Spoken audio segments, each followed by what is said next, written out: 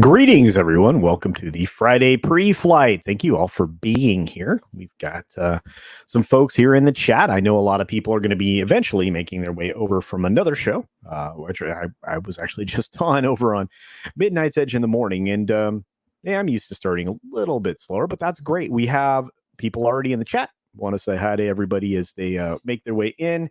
And we do have some subjects to talk about this weekend. There's a lot, and I'm gonna focus myself on the entertainment, the box office, the various means of distribution. Now that we have streaming and some other, direct to consumer methods, we also have films that have the potential to do very well in the box office, but we also have some problems, some upcoming problems for some of these large studio entities, and I think those need to be mentioned as well. In fact, that's likely where we'll start before we dive into the box office stuff. And again, there's a lot to talk about, so buckle up. First and foremost, we also want to mention something important. We have a friend of our community that it does a lot of show production, and I'm going to be bringing them in here to talk about a special project that encompasses a whole lot of channels. It's going to be hosted in a lot of different places. There'll be a pre-show for it. There'll be one place. There'll be the show itself in another. It's going to be a great cross-promotional opportunity for a lot of channels. And so I want to bring one of the key elements in on that. And I'll be doing that here probably about midway through the show.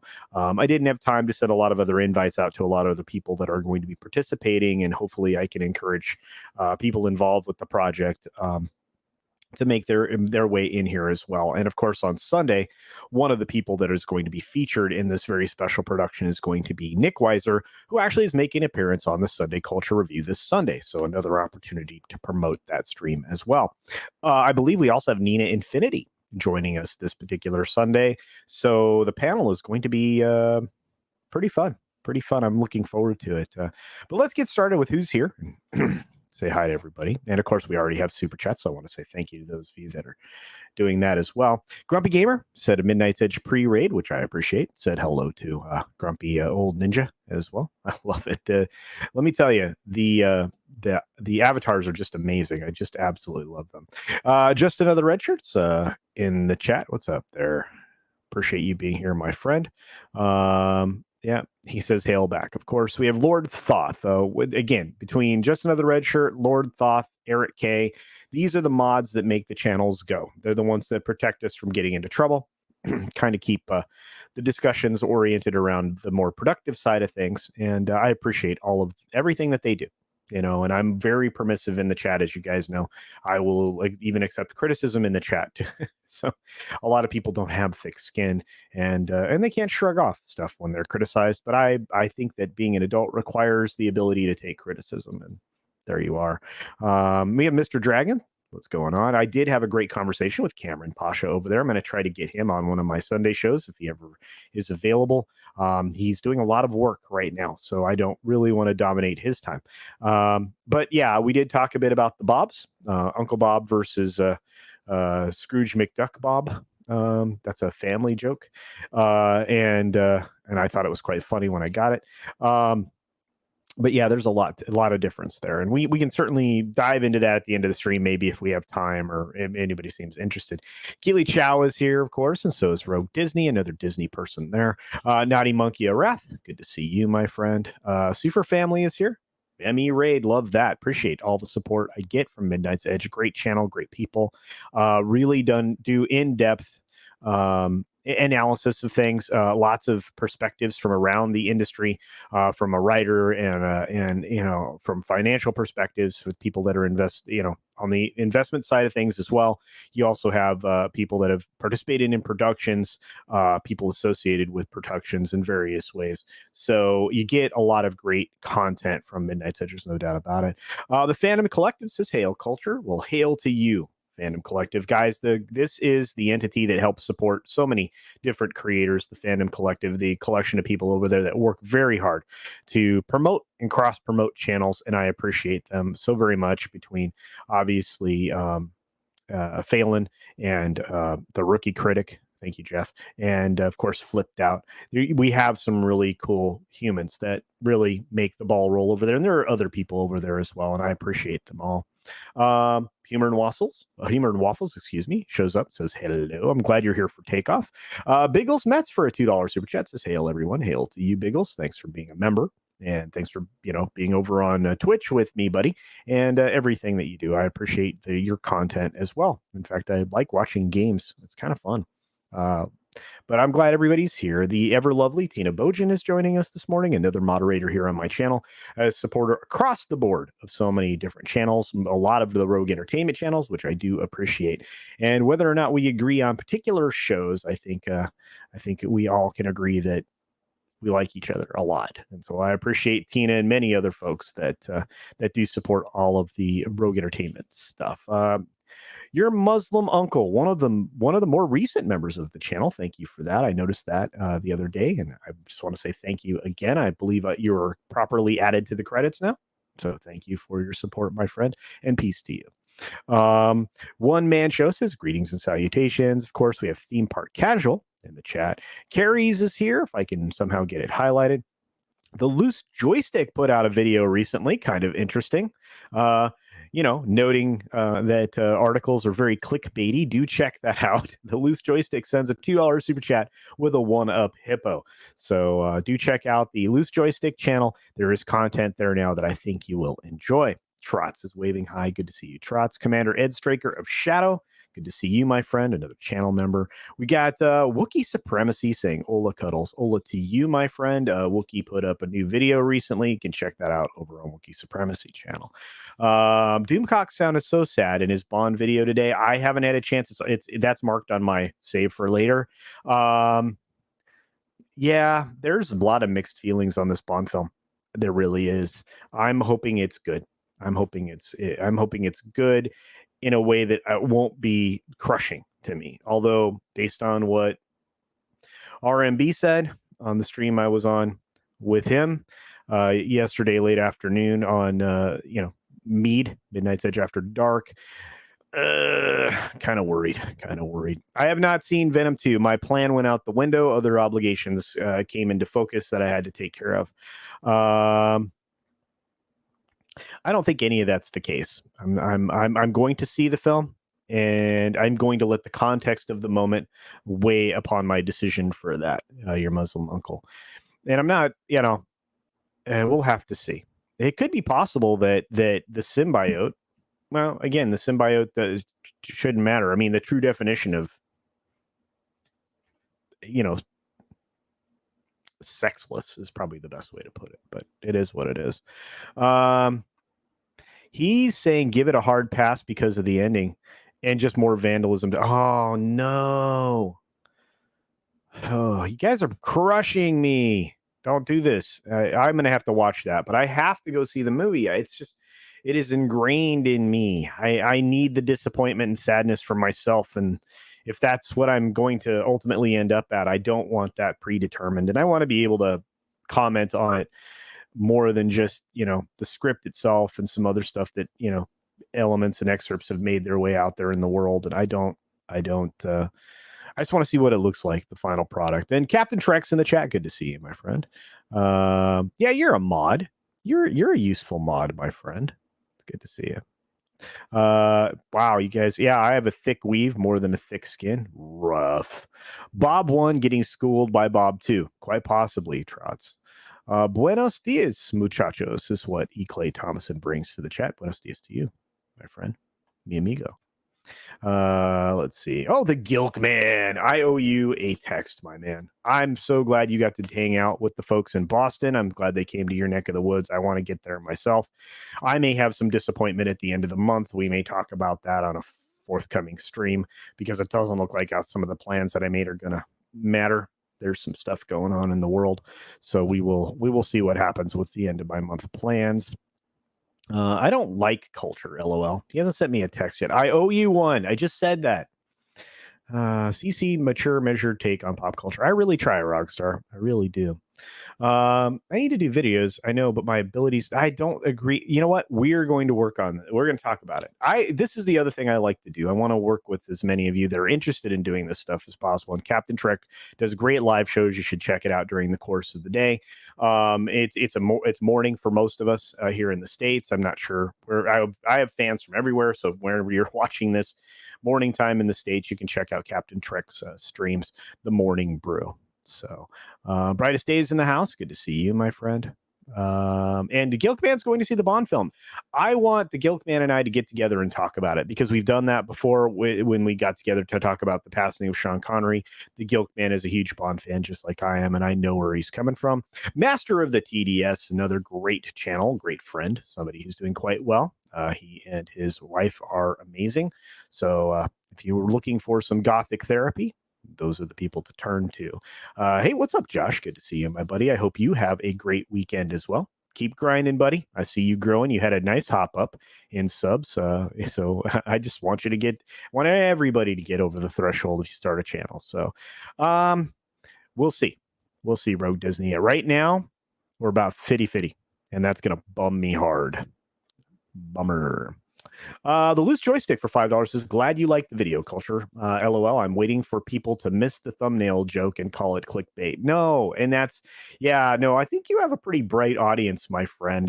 We have quite the savvy humans that follow us here on YouTube and appreciate the content we produce. So I think it'll be all right. But thank you for the $5, my friend. Comrade Roof Korean the base for $5. This saw you on with Midnight's Edge. I disagree with Cameron a bit on Hollywood distancing themselves from China. G7 and the current occupant of the executive office are encouraging China bucks. I think that's true on one side of the equation. On the other side, I think some corporations that are looking at it from like, we need to survive after the beginning of what's starting to happen. Hard to say. Like I said, and it's been shown that a lot of these companies are trying to withdraw. I want to revisit this in the future, so maybe we can get on that another time. I would love to do that. Probably not the best show for the world, but I think Hollywood is backing themselves out of China, trying to remove some entanglements. But unfortunately, for a couple of the companies, their physical presence is there. It's just bad. What's up, Keck? Good to see you. We've got a low spec Linux laptop, another great channel. Cool dude. Check that out for sure. Soul Assassin's hanging out with us. You need to see it because you do popular culture, I know. So you need to see Bond. Midnight's Edge, I will wait to see it on streaming. Me. I always think, and when somebody does that, I'll wait to see it on streaming. No need to go to a dirty SoCal theater. Yeah, I understand. I do. I really do. Soul Assassin's in the chat saying aloha to everybody. Aloha. Good to see you, my friend. Yeah, Boston's cool. Boston's cool. Hollywood, can they even pitch it to smaller budgets? Yes, they can. It's already being done. The way forward is with is essentially using the Disney Plus model for Disney in order to get to smaller budgets. You can have grand landscapes and epic cinematography.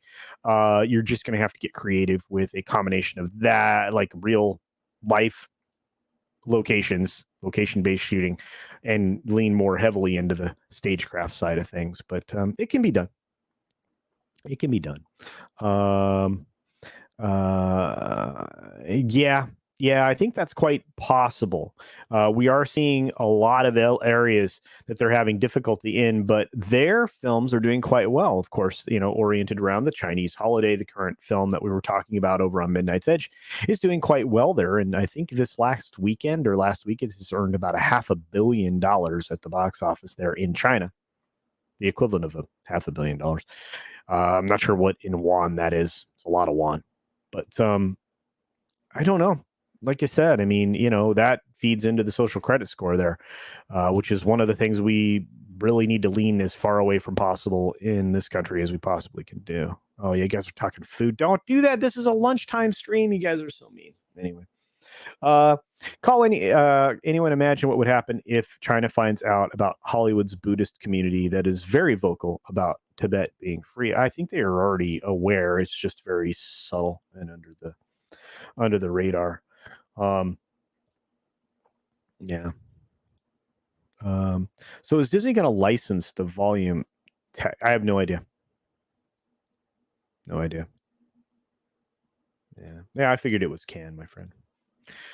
All right, let's dive in. The first thing I want to talk about is the fact that Disney is very concerned, and this is an article that went by a lot of people's radar, wasn't covered extensively elsewhere, and I just want to lean into it a little bit so we can have some perspective.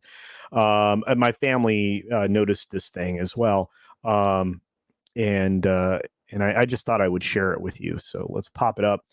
Disney has an Avengers-sized legal problem, maybe bigger than it realizes. And this is all in relationship to the rights deals that we've been talking about. Now, this article, again, largely flew under the radar on the 27th of September, released early in the morning. We got bombed with a ton of news around these kinds of things. So this particular take on it by Eric Gardner is pretty good. There have been some podcasts recently that I've been pointed to that dive into this experience as well.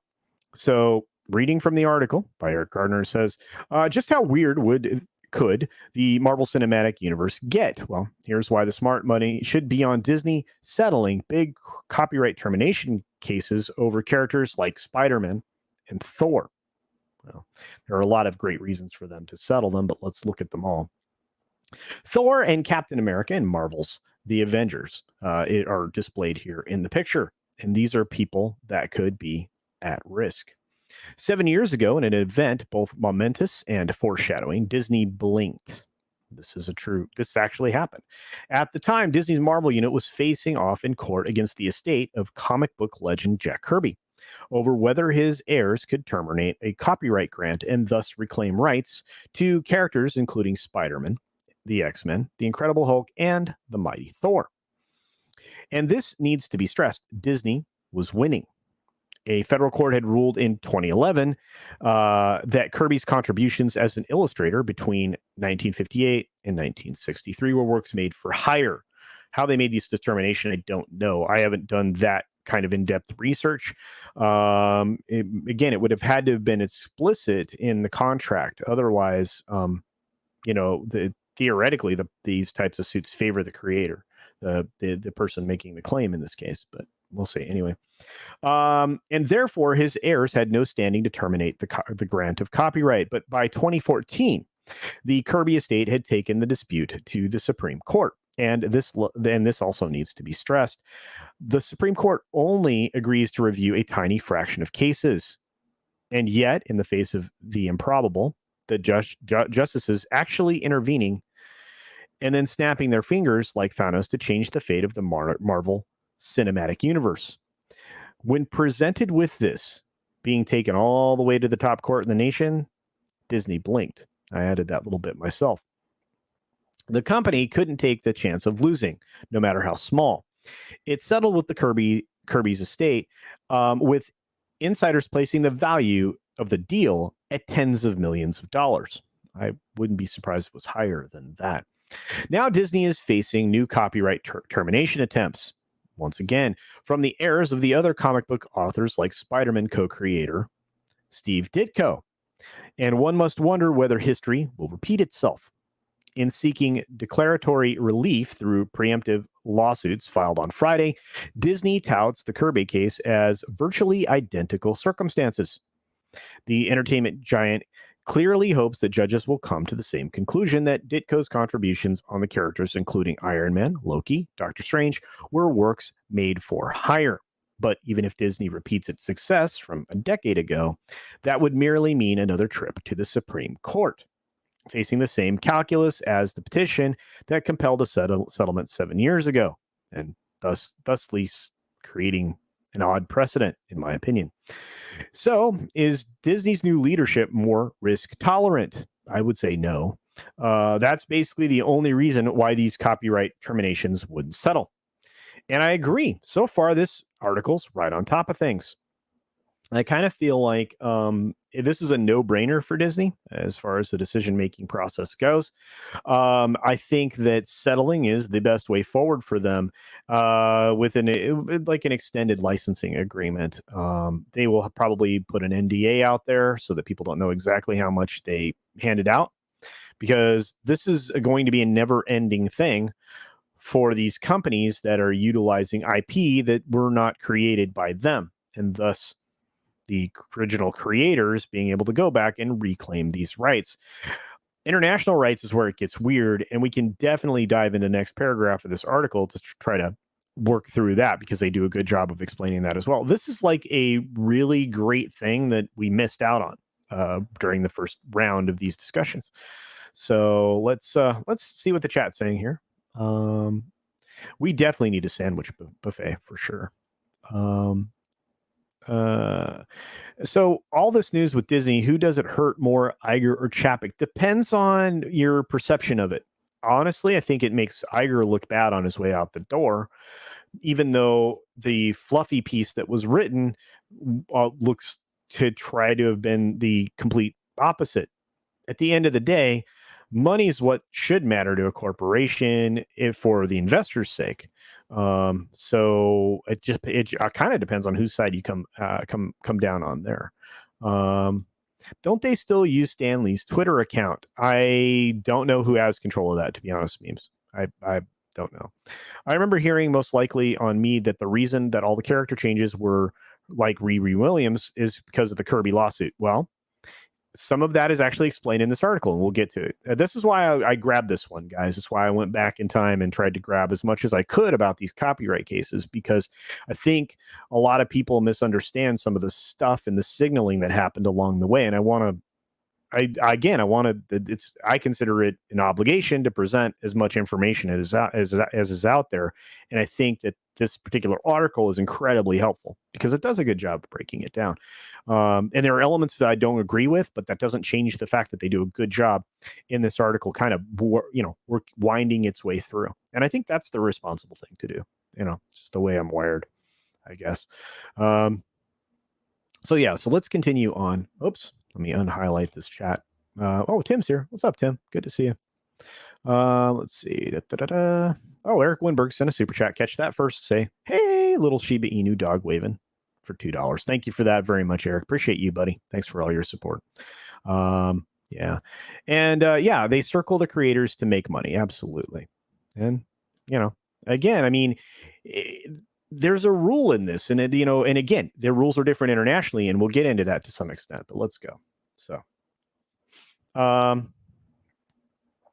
let's spell out Disney's risk in more detail, as the nuances of copyright are probably less understood than the MCU metaverse. Well, I think that they are for most of us, right?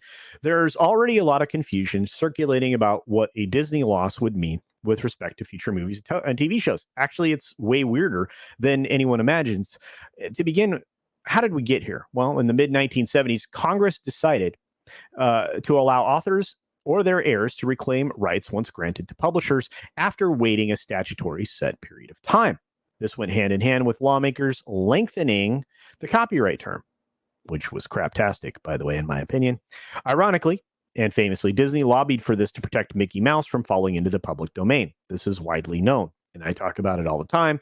Much of the copyright stuff is driven by Disney. In fact, they have a special liaison with Congress and that lobbies Congress and any other political level that will listen about these issues, amongst other things. The fruits of the latter portion of the newly extended term, it was decided, would go to authors who often assign rights for modest compensation when they're up and coming and don't have much bargaining power. In short, authors get another bite at the apple by waiting decades and then terminating copyright grants. When it comes to the great creations from comic world's Silver Age, however, copyright termination becomes an Avengers-sized legal problem, largely because it's no simple task in determining authorship. And this is where I think Disney and all of these other studios don't want it to go to the Supreme Court, because it's likely to revert to the creator or the creator's family. And I think they feel that, right? because you can select your court process all the way up, right, and assign it to a particular district court if to get a win, because you already know where the judges lean. Unfortunately, when you get to the Supreme Court, believe it or not, they actually do look at the merit of the case and base it around the constitutional law, et cetera, and the other laws that are on the books. And I think they feel it would be bad, because if I were in this position as one of these studios, I would be concerned, right? And I think you're going to start to hear more of these nuanced takes when it comes to this. Like, it's in the studio's best interest to make a secondary deal for an extended license. And again, while on one hand that does grant that this actually does belong to you, on the other hand, it still allows them to continue to use it. Seems reasonable to me. Most of the writers and illustrators working for Marvel Comics back in the 1960s did so on a freelance basis. They worked in a highly collaborative environment. So who really is the author of a character like Spider-Man? Is it Ditko, Stan Lee, Marvel, all of the above? It's a good question. These days, when a work is created as made for hire, meaning the employee is deemed as the author, the employer is deemed as the author, of course, in this case would be Marvel. There's a written document that spells it out. There is, which is why work for hire is a bad idea unless you are just trying to work, which is why hiring an artist as a creator, somebody that's usually writing a character on the independent comic side of things, you definitely want to make that a work for hire agreement. Okay. Just if you happen to be the writer hiring an illustrator, I'm just telling you. So, but back in the 1960s, when everyone was operating under copyright law from 1909, such paperwork often was never completed, which means who owns it? And so the courts have created an elaborate test to figure out when the older commissioned artworks were made for hire. Supreme Court Justice Thurgood Marshall, in the 1989 decision in CCNV Reed, and that's CCNV versus Reed, addressed the proper test. And when Kirby's estate petitioned the High Court nearly a decade ago, the justices were invited to give it another crack, which again, at the time, Disney did not want to deal with. Disney believes that since freelance contributions were done at Marvel's insistence and expense, these characters were authored by the company, and not by the individual writers or creators. But Disney has a fallback. Even if justices decide Spider-Man, Iron Man, Thor, etc., aren't works made for hire, which I'm going to say would probably be the case, that they would be assumed to be created by the creators at that point in time, because of the way contracts, if you put it in a contract explicitly, or you don't have a leg to stand on, in my opinion. That their rights grants can be terminated. And these characters would be joint works, which means Marvel would remain at least co-owner. At least that's due to past settlements with Lee and Kirby. And there you are. So yeah. And here's where it starts to get as trippy as the Doctor Strange story. Under U.S. copyright law, co-authors are allowed to freely use licensed work, which means that simultaneously, the co-authors could be doing completely different things. They must share revenue with each other, but this means, and Disney consoles itself with the following fact, that whatever happens in court, the comic book author heirs can't block the making of new movies in the Marvel Cinematic Universe. That's if they're granted co-authorship. While that's true, there are some caveats that may cause Disney to pause before becoming too confident. First, sharing profits on MCU films is no small thing. No, it's giant. These movies cost hundreds of millions to make, generate billions, and are now being used to prop up a streaming service, Disney Plus. Sharing impacts the entire economic structure of production and distribution, and could lead to more court battles like the one that's being pursued by Scarlett Johansson. Of course, that wasn't actually a court. This is the problem I have with this. Scarlett Jo filed a lawsuit. That was agreed based on the contract that she and her agent signed, that's not the proper venue for that. It was moved to arbitration, and they settled there.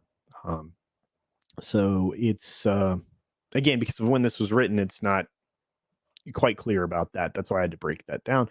Second, since co-authors are allowed to freely use and license work, that potentially means Patrick Ditko and other Mark Toberoff clients would have the right to license rights to these iconic superheroes to other studios. So, and they use this parenthetically. Imagine Thor being licensed for a Superman movie. Theoretically, it could happen. And it absolutely could. Now, since I've gone on rambling for quite some time, let's see what you guys have to say. It's kind of interesting. They'll never get anything else from Alan Moore, too. No, Alan Moore's done dealing with these humans. That's for darn sure. And if he goes out with a rights deal, it's going to be he still controls them. It's going to be a one-off, I would imagine, every time, if he actually decides to move forward on stuff. Copyright is confusing. Thanks for covering this article. Well, you're very welcome, memes. It is very confusing. Holy cow.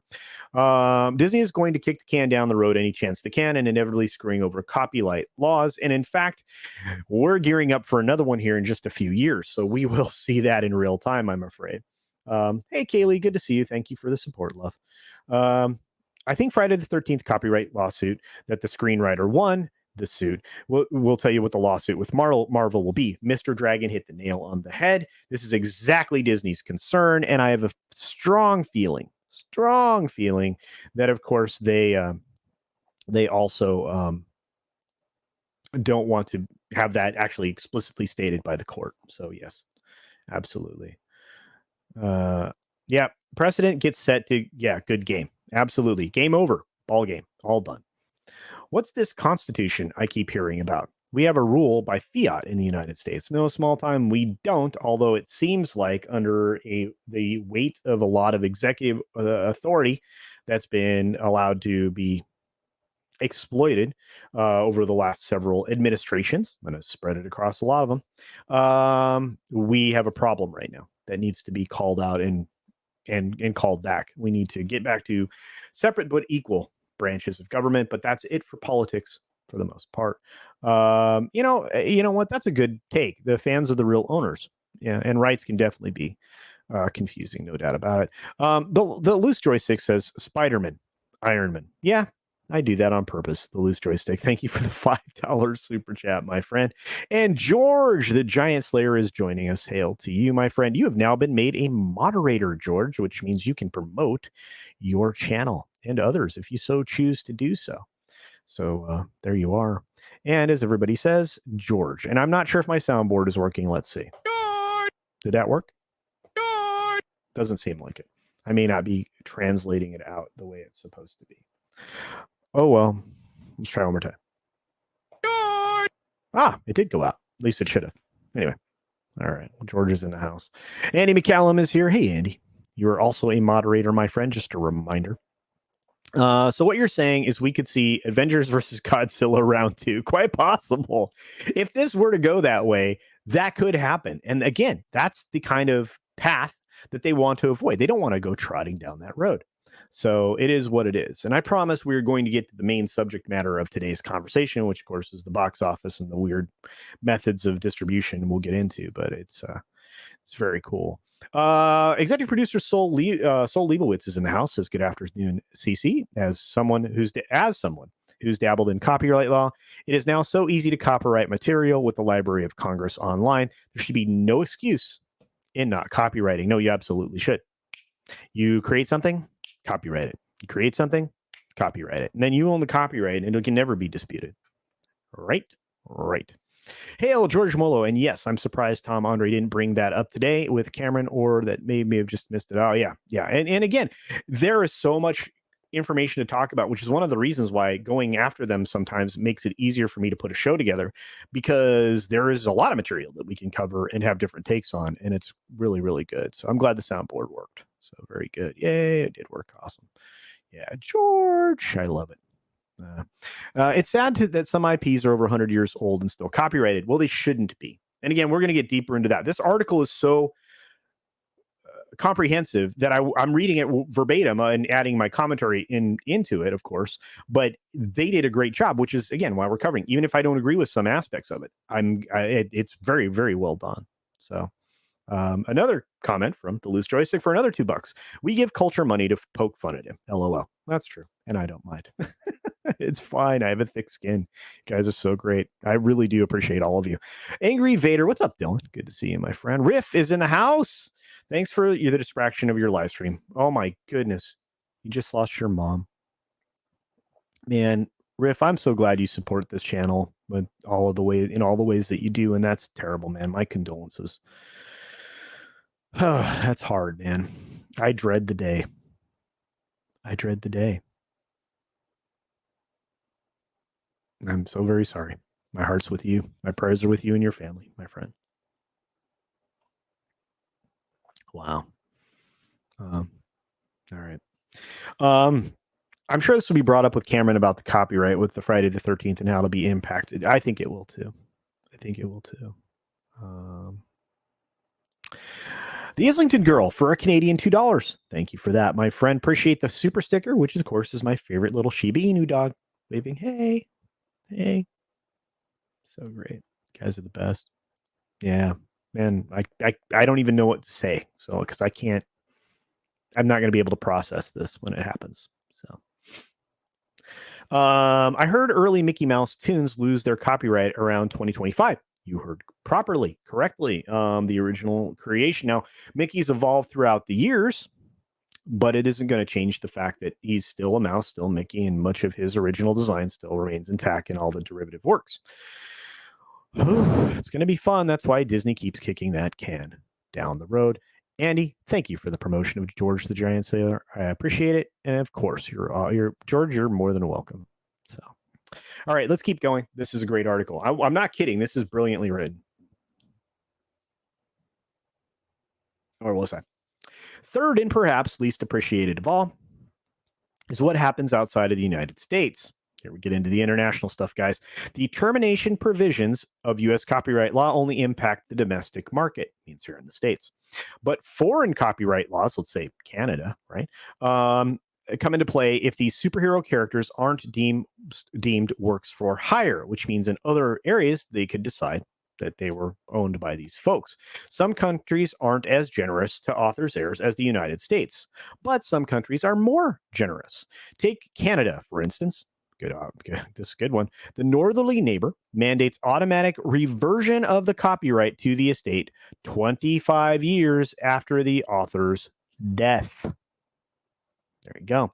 And get this, in Canada, joint owners may not license jointly owned work to others without the consent of other co-owners. So, could a future season of Loki be prevented from showing in Canada? Yes. The suggestion of something like this occurring seems crazy and dangerous to even broach, and yet it's no wonder that 7 years ago, Disney's brass blinked. There's a good likelihood that Disney will eventually do a similar weighing of risks and litigation expenses. Right now, the entertainment giant will hope for momentum in court and leverage before getting serious about a negotiation. But at some point, the stewards of the MCU will have to contemplate the truly unimaginable. And again, if what they're creating by these other characters, Riri Williams, Ironheart, all these other iterations, they're derivatives of the original. So will they truly own them? No. Would at that point they be considered co-creators? Possibly. If this goes to the Supreme Court, it's up for grabs because nobody knows for sure. Anyway, let's see if we can round this out. You guys, this is, well, again, I love these discussions because we don't often get a chance to dive this deeply into this subject matter. And we've seen, again, precedent established in a lot of these areas before. So let's see what you guys think. I'm curious. Let's find out. Is Apollomies here? Hey, Apollomies minion. I love that little puppy. I love your puppers. So great to meet that little puppers, and you in Vegas was pretty awesome. Love it. Tina says, I guess I can never move to Canada. Oh, well, there you go, Tina. I don't know. Are you what are you creating great works? I bet you're creating great works. I know I'm going to try to create great works. I've been working on it. The story needs to be just done. The funny thing about the mouse hitting public domain is that effectively it'll die. Well, it's going to hurt. It's going to hurt a lot, and you're going to have a lot of toy companies celebrate because they're going to be able to sell everything. Be interesting. They're working on it though. Should copyright only exist for the creator? That's a good question. I like that concept. If a clearly established copyright can be established, yeah, for an individual, I should say, because I repeat myself for the same word twice, which I shouldn't do in a sentence. Sorry about that. Yeah, I think that would be a good way to handle it. I think that you can only license it out for a prescribed period of time by law. I think that would solve a lot of these issues. And again, upon death, I mean, maybe it can effectively transfer somewhere. Possibly. Yeah, I figured it out. She is a Loki fan, which is fine. Um, Namaste. It's good to see you. I don't know what that means, but that's cool. We got the Florida weather here in California. It got dark Monday. I even saw a video at Disneyland where it actually hailed. Oh wow, spooky, but surprise, it happened there in Anaheim. Yeah, it does happen. It does happen from time to time. You know what, guys? Extreme weather has happened throughout the entire history of the planet. We just haven't been here all that long, and we didn't record it very well. So there you are. Once companies get them, it seems to stifle creativity. That really seems to be the truth, Toby Moss, I would guess.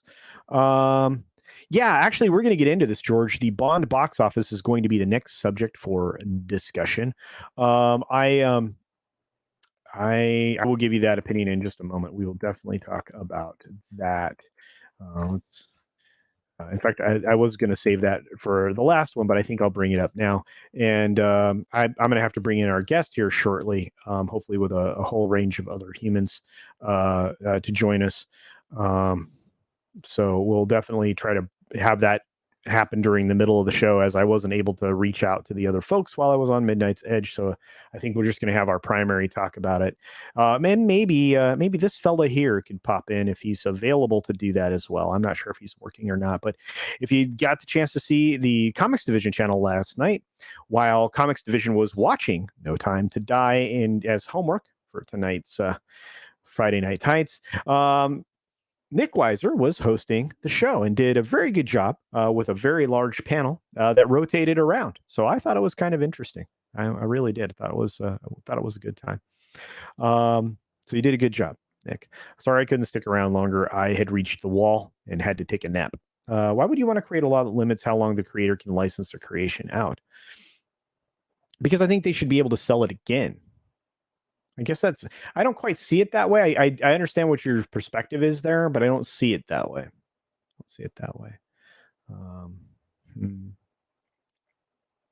Copyright goes to show not everything is owned by Disney because they give themselves credit and not the actual creator. Walt wouldn't like that if he was still here.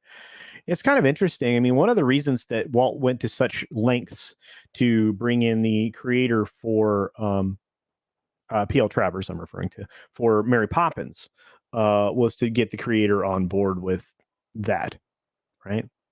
Yeah. This law is very dumb. I agree. I see the recent video from Tug. Momoa's eye injury. Oh, I did. Forbidden Ruin. Yeah, the eye injury because of the She Who Must Not Be Named, AH, as we often refer to her as. Yeah, not good. I really hope that doesn't. I mean, I know it's stopped or slowed production, but I hope it didn't do anything more severe than that. Yeah. Oh, well, cool. We got Philip Demick here. We got a bunch of folks floating over from Midnight's Edge. Thank you very much for joining us, guys. Appreciate you all.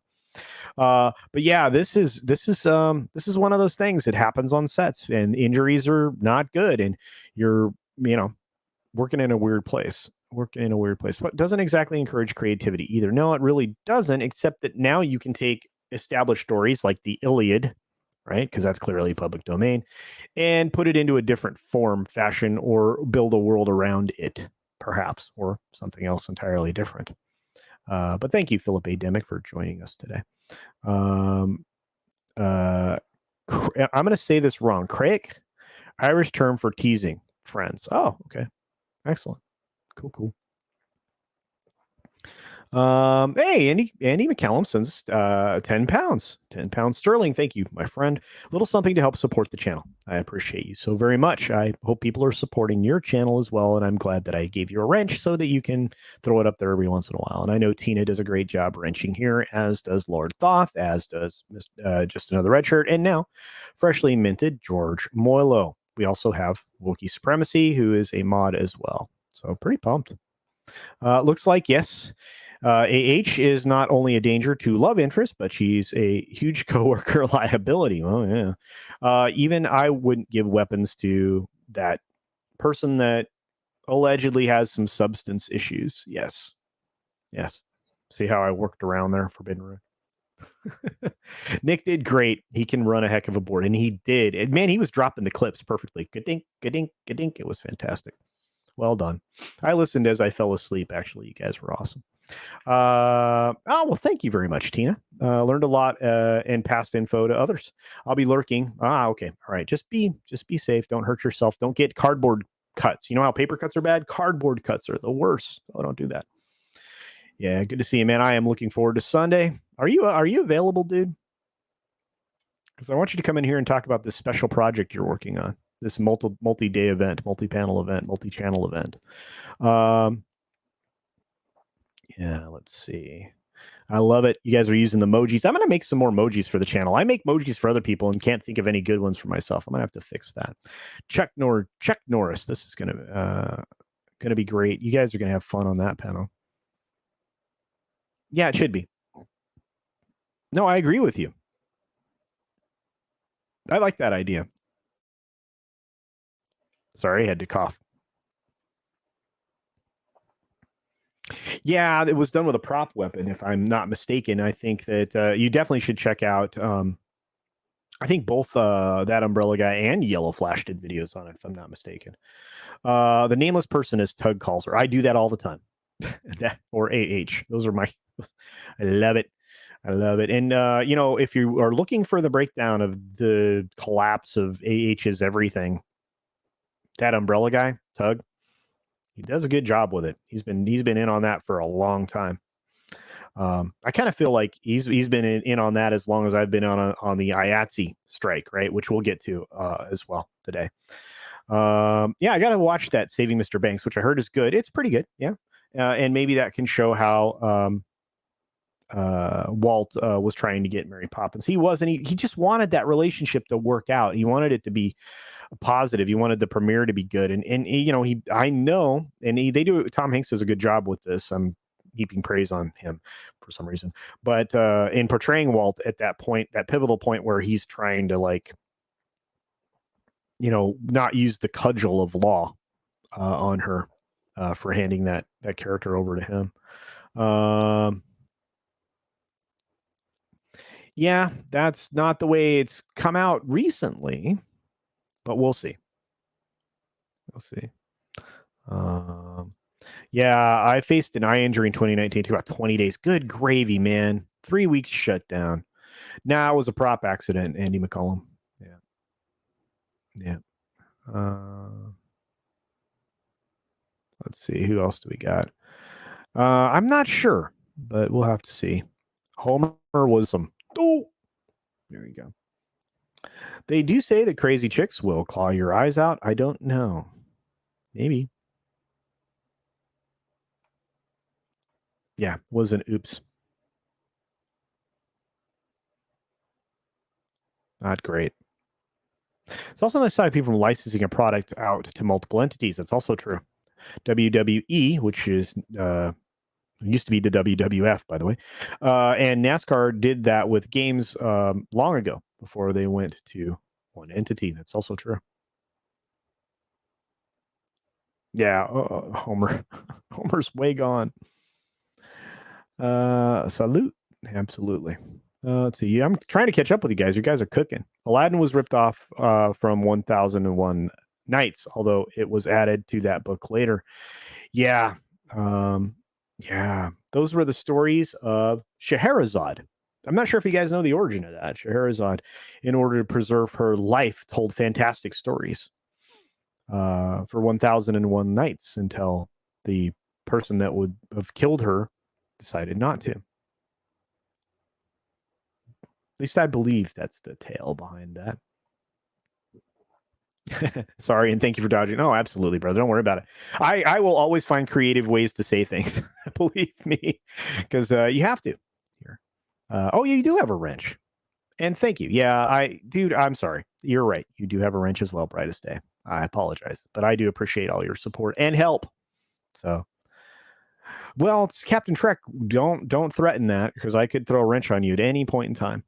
The loose joystick says, name one IP that is in the public domain that is still relevant enough to sell anything of major importance. Say like films. Oz, Dracula, don't see them much anymore. You could certainly do them. You would have to take a different tact than the other things that were produced, so you don't get in trouble there, but you could certainly still do them. I think that's why you saw the doll stuff transfer hands recently, to be honest with you. Oh boy. That is not good news, the Islington girl. Not good news. All right, fantastic, Nick. I'm glad for that, my friend. And they could get it closer to the Russian tail. Absolutely. Yeah. Krista did her first news report about chicken nuggets. Next would be rabbit chicken tacos. That would be amazing. Would love that. You don't have a notification from Yellow Flash about one. Oh man, maybe I'm mistaken. Maybe he didn't, but it just wouldn't surprise me. It's quite possible that was a Mandela effect moment for me. Hard to say. Furry Kitty is lurky. Well, good to see you, Furry Kitty.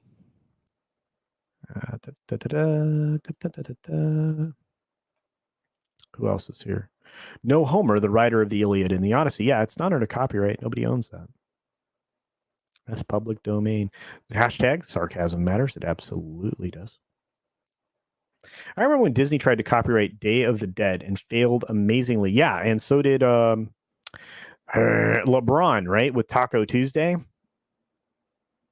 You want to take a common idiom that's used in ordinary parlance and copyright it?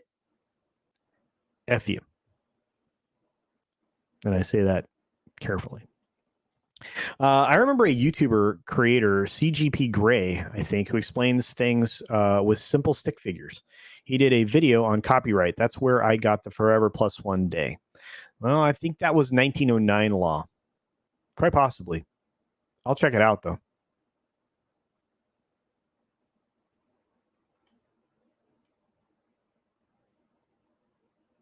I think that might be true. Maybe the copyright grant is the thing we're talking about. But anything goes into the public domain after an X period of time. And believe me, Disney is working really hard to get that changed. 2025, 2028, I don't remember what the date is, but they got to get it changed. It's coming up.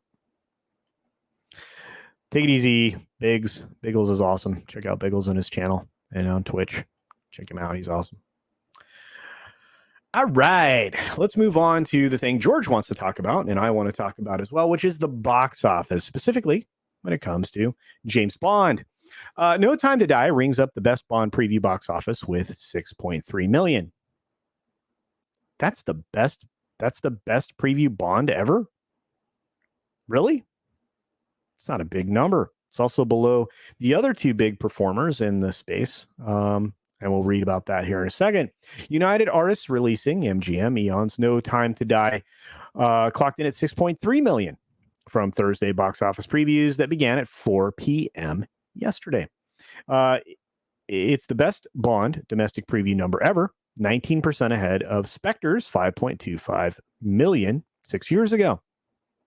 The figure also exceeds the preview nights of previous Daniel Craig 007 films like Skyfall at 4.6 and Quantum of Solace at 2.5, which was a piece of junk movie. While No Time to Die's number is lower than the last Thursday's 11.6 million charted by Venom, which is the second best, and Black Widow's 13.2 million. Note that Venom skewed more broadly with Hispanic and Latino audiences and younger. Bond is dependent on older adult audiences, and should they show up this weekend, the pick will be over index. Spectre saw an audience that was 29% over 45 with 15% over 55. We previously reported NRG observed that the global crisis comfort levels for older movie-going demo have improved. Of course they have. Yeah, hard to fight that forever, that trying to instill fear like that forever. Eventually everybody just gets tired of the sky is falling, the sky is falling. Anyway. A sip of water for the working man. Conservative estimates for No Time to Die, which was delayed 19 months due to the global crisis, are in the 55 to 60 million range in the US. And I think that's close, although I'm going to kick it a little higher and say it'll probably finish a 5-day at 60 to 80 mil. And the 150 million worldwide. Everybody who's wanted to see this in the major international markets where Bond is popular has now seen it, which is why you have 150 million. The projection for 150 million worldwide finish after the second global weekend is where it's going to end up. So that'll put it around $300 million. I think it's going to go about 310 by the end of the 5-day. That's my opinion. If anything higher, stateside relies on a significant amount of walk-up business, which actually that's the way by the way, the latest box office, this is one of those box office trends I wanted to talk about on the stream today. The numbers for walk-up audiences for over the course of the entire opening weekend is way higher than normal. The normal pattern of the pre-purchase tickets and then people rolling in all those pre-purchase times has fallen. Same-day pre-purchase is about what you see now, along with walk-up business. Walk-up business is much higher percentage-wise than it was before. But yeah, so you're starting to see a change in people's habits about whether or not they're going to go see a movie. They're not pre-planning quite as far ahead as they used to, and they don't have to. You broke the habit, guys. Way to go. Anyway, blah, blah, blah. They talk about the other films, which I don't care. They adjusted for inflation. This film will perform lower compared to any of these, with Spectre being 70.4 million, Quantum of Solace at 67.5, and Casino Royale at 40.8. Again, adjustment for inflation, I should say. I'm not sure anything other than maybe Casino Royale. It might overperform. Hard to say. As I reported Thursday, the 25th Bond's delayed brand promo campaign, which included Aston Martin, Jaguar,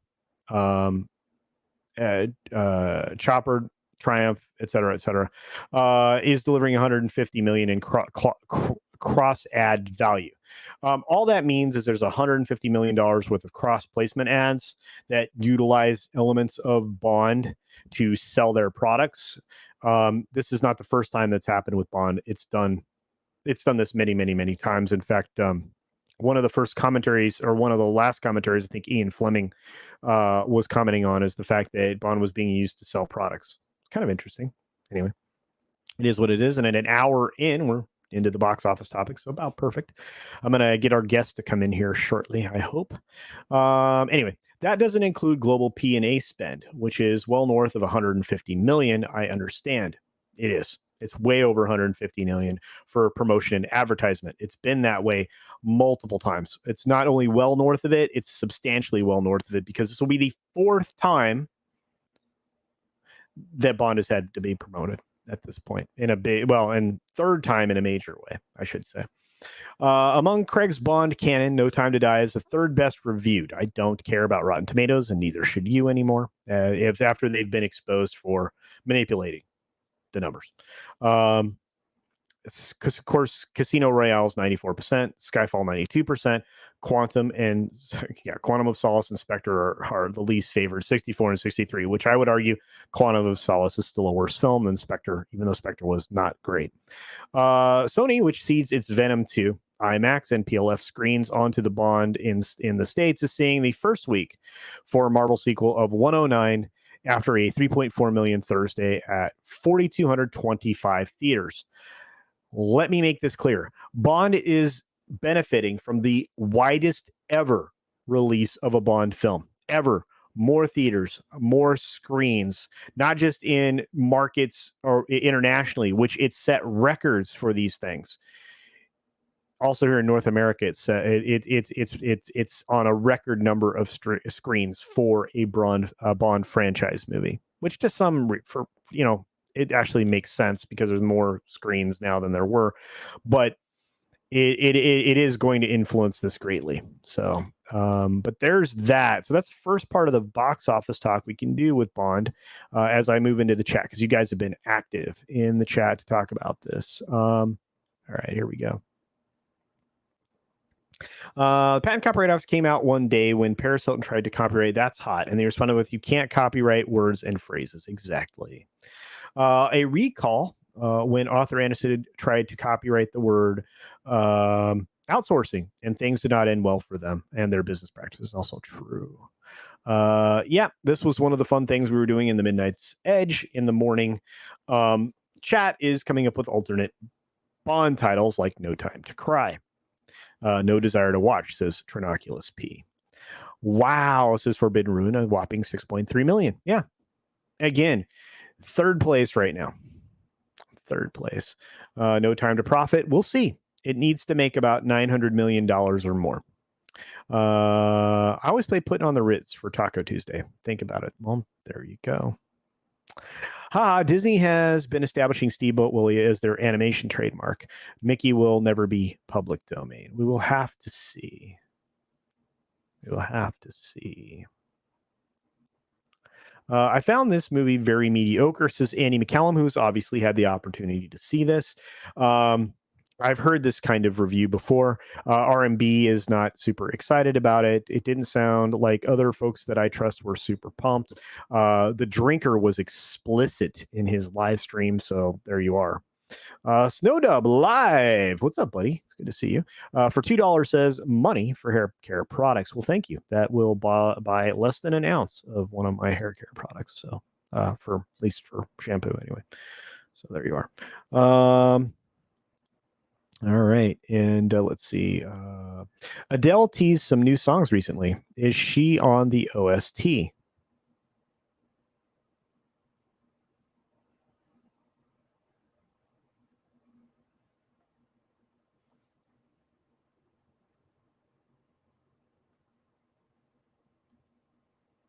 I'm not sure what those initials are. That's probably just lost on me. What happened to the Doctor?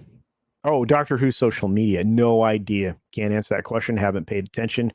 I don't even care anymore. 310 after all. That isn't great, is it? They need like 800. Yeah, they need over 800. I mean, again, if they hit 800, they can claim a success. But the problem is against other films that overperform the market, like Venom 2, Let There Be Carnage, which again, I'm predicting will overperform the market.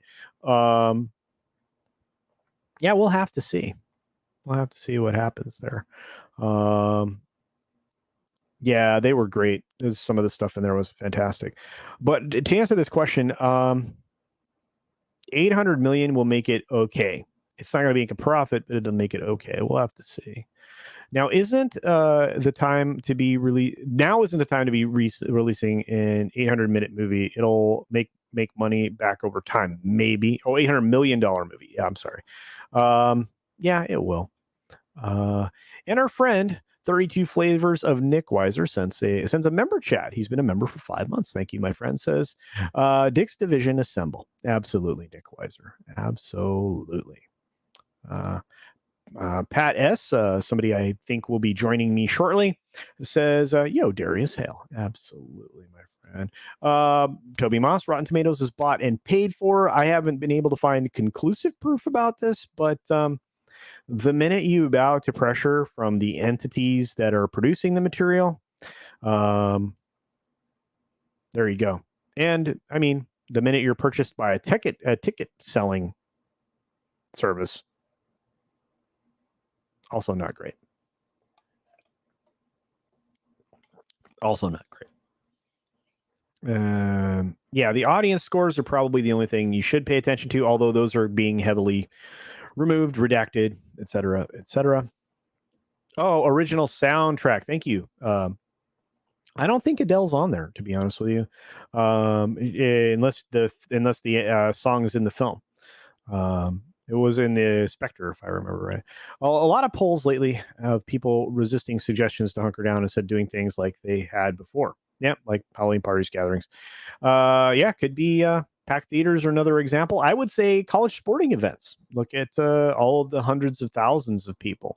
You didn't have to look very much farther than Tennessee being a few weeks ago now and not seeing a dramatic change in certain things that, of course, the people that want to promote fear have been, saying would happen.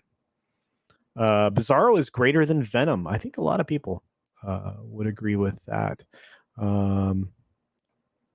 Disney Genie launch announced on the 19th of October. Boo. Man, this is going to change the game, guys. It's going to make it even harder. Even harder. And it will be catering to the wealthy. People with money. When you go travel, you will now travel with a bigger wallet. I hope it backfires on them and makes it so that nobody buys merch. I really do. Although their merch is not intriguing anymore either. Because of the unification of the Disney parks idea with the bags and the parks not having very much specific, if any, specific merchandise for each individual park. There's less interest in buying merch. The minute you start to unify, homogenize, you destroy sales. I mean, I'm sorry. It's been proven time and time again.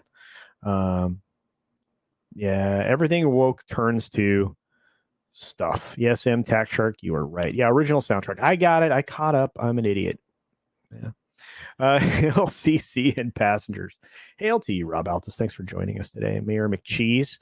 Thank you, Matt G, for promoting Mandy's book. I appreciate your support, my friend. Yes, I got it, guys. I got it. I'm a brain dead human. Will woke culture grow more popular? No. Time to die. There you go, Philip A. Demick. And thank you for that, Matt G. Let's see. Serious question. Is Walt Disney himself considered public domain? Curious what a biopic could and couldn't use from his life. He's a public figure. I imagine you could do it. Public domain or not.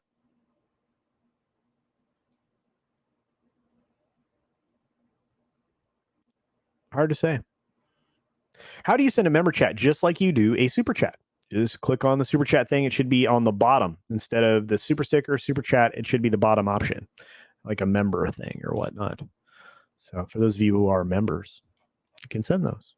I think it's one per stream or one per week or one per month. I'm not sure, but I have a lot of live streams, so that means a lot of those member chats could roll by. That's for sure. It is a thing. You can do a thing. It is a thing. Halloween Kills should do okay, I believe. I really do. Actually, I'm working with somebody on something around Halloween. Should be really cool. Facebook is out again. It was earlier in the day. I don't know if it still is. I know they had some difficulty.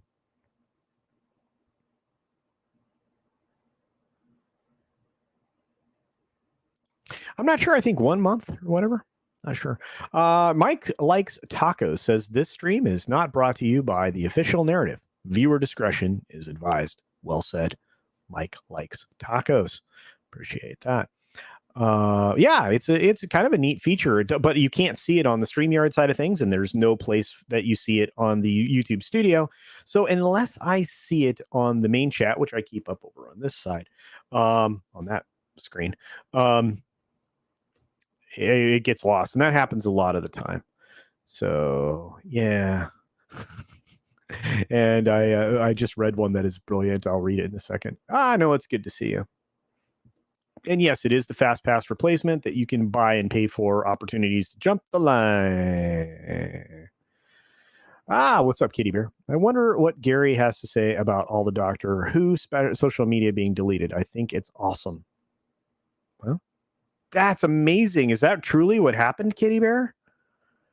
That would explain so much. And many other folks asking me this question. E. Clay Thomason.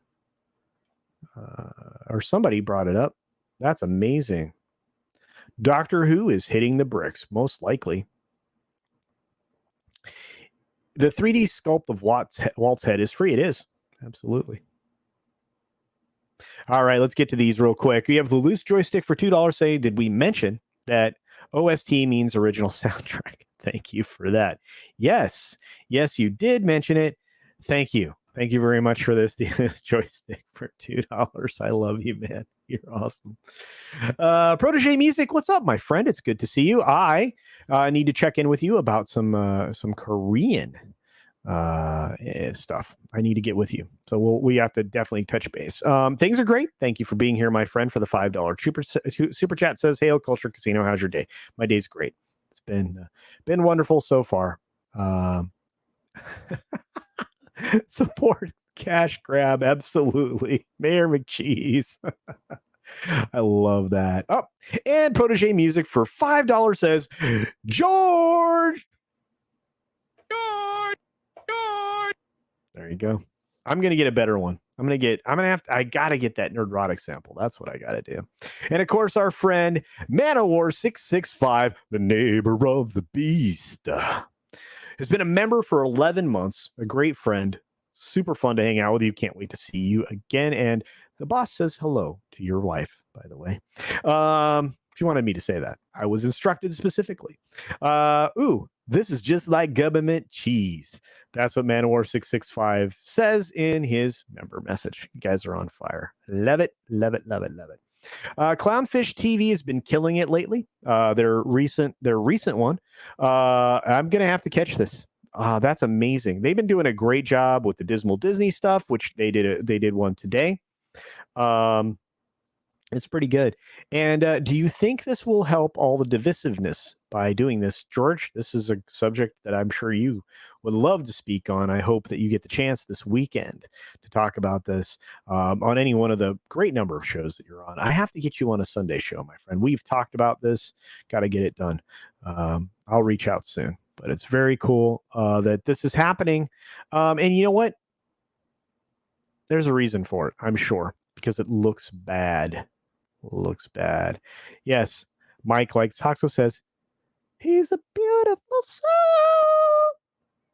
Sorry, I can't do what I can't do that. That is 1000% as can't do it. Can't do it. And I didn't put the reverb on. So I did that wrong. I did it wrong. Big trouble. Wrong. Dude, is your lettering for the pre-fight deliberately reminiscent of Fallout New Vegas because it'd suit the casino theme? Well, I kind of looked for inspiration in a few places. Protege Music, and somebody who played and plays a lot of Fallout, could have influenced some things. Could have. Anyway, thanks for the $5 super chat, my friend. I really appreciate it. Protege Music. George says, absolutely. That's awesome. Great panel as always. See you Sunday. Absolutely. Except that we don't have a panel yet. Speaking of panel, I want my guest to show up soon so we can do some promotion. Got the impression that Bullstreak is rebranding. Yes, he is. Yeah.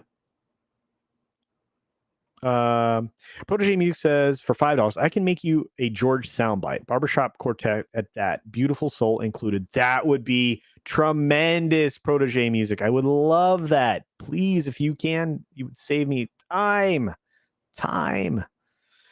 Dr. Hoovered. I love this. You guys are on fire today. OST is also a Swedish word for cheese. I'm kind of hungry. You guys keep teasing me with this. Joachim Stark with some Swedish krona for 20 Swedish krona. Thank you for that, my friend. Man, we are on fire in the chat. I love it. As is a legend, he makes the smallest thing a meme. He absolutely does. I love it. I love it. And Karen Prime uses her member chat to say, for once, I'm not trying to make CC say and naughty. Thank you very much for that, Karen Prime. I appreciate you. Yeah, reverb burp. Well, there you go. Look, I tell you what. I can do things like this. Do you like Halloween? I can do that. But anyway. You guys are the best. Wow, it's true. Doctor Who official YouTube channel, 0 videos. Holy cow, they are scrubbing up, kids. Scrubbing up. Yeah. Could never get into Fallout. Elder Scrolls is more my thing. I love Elder Scrolls too. All those games are tremendous. Love it. Love it. Love it. Love it. A lot of people really like New Vegas. They really did. And I can't blame them. Yeah. Witcher. Witcher will addict you. You will be addicted to it. It's a very good game. Yeah. The in-flight music on approach to Taiwan is beautiful. I love it. I love it too. You guys are awesome. Thank you for all the support. I'm gonna have to grab Bear Dog, but we have our guest, and I want to talk very specifically about this as I pull the article down. We have a very special event coming on, and a very important person is coming on to talk about it. And I appreciate that they're here. This is someone who works behind the scenes to help a lot of channels, and this project that was assembled is amazing. And with no further ado, I'm bringing in Pat S. to promote this amazing event. Please go ahead, sir. Thanks for being here. Hello. Good afternoon, sir. Good afternoon. Yeah. I wanted to let you know, in case you wanted to invite anyone else. I saw Snowdub was in the chat. Oh, please, also, you're more than welcome to send that link to anybody that's available. I just unfortunately didn't have the time as I was on midnight session. Is it forget my ignorance? Is that copyable? Can I copy the little... absolutely. Okay. Copy and paste. Yeah, copy and paste that. Absolutely. Okay, yeah, of course, good. Just to those folks. Don't give it to everybody, but yeah.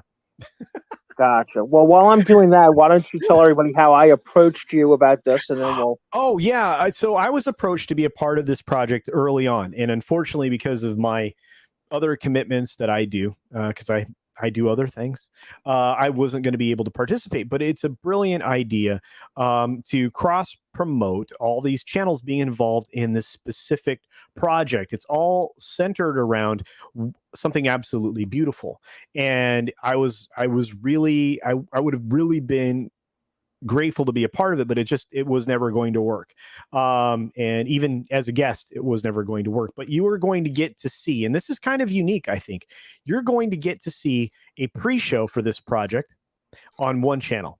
Then you're going to see it move around on channels with various panels and people that are involved in this, talking about this incredible epic saga that was put together many moons ago that a lot of people have great affinity for. And I'm not going to spoil it. I'm going to let Pat S talk about it. But I have to say that I am more than happy to bring on people to talk about this. And I know we'll talk about it on Sunday with Nick Weiser on the Sunday Culture Review, since he's heavily involved.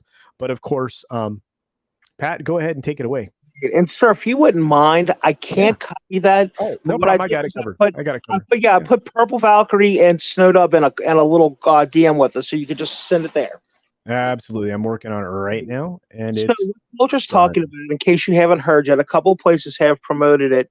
But we are right in the smack dab in the middle of the 20th anniversary of when HBO originally released, probably, arguably, the greatest miniseries, I think, that's ever been made and produced, and that is Band of Brothers. Oh, wow.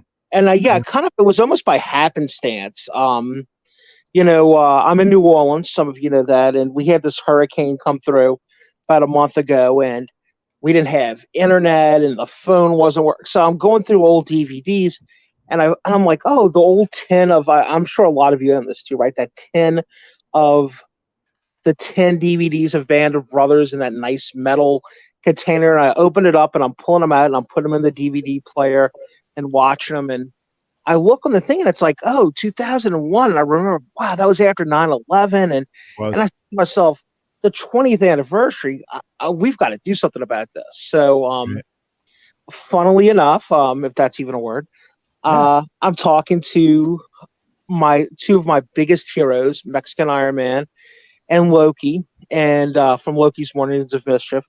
And I said, look, you guys have got to do something with this. You've got to do a 20th anniversary. And they're like, well, why don't you come up with something and do it?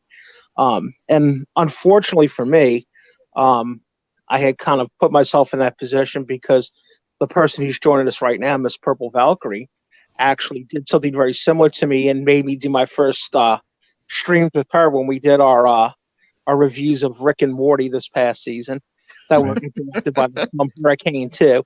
But they said, "Why don't you run with it?" So then I was like, "Oh man, I want to invite I want Purple to be a part of it," and I'm like, "So I just want Americans because it's really an American story." But then you got guys who I've invited like Lord Toth and uh, Ramblin' Canuck and all who are Canadian guys, but man, they are like pro veteran through and through, and there's nothing wrong with it having those. I don't want them, and I love Nick Weiser, and I watch Matt at Foul Ball, and coaching Nick on. I said, what we should do is have like everybody just take an episode one night, and they can put it on their channel, and we can invite some of these guys who are really trying to break through, like 24/7 Fusion Media and Gogol 13, who we actually planned this way before his little debacle when YouTube decided to get rid of him, and all of us, and I do mean all of us, Culture, you too, stood up to YouTube and said, "Hey, let's not do this. You guys have got to look at this." And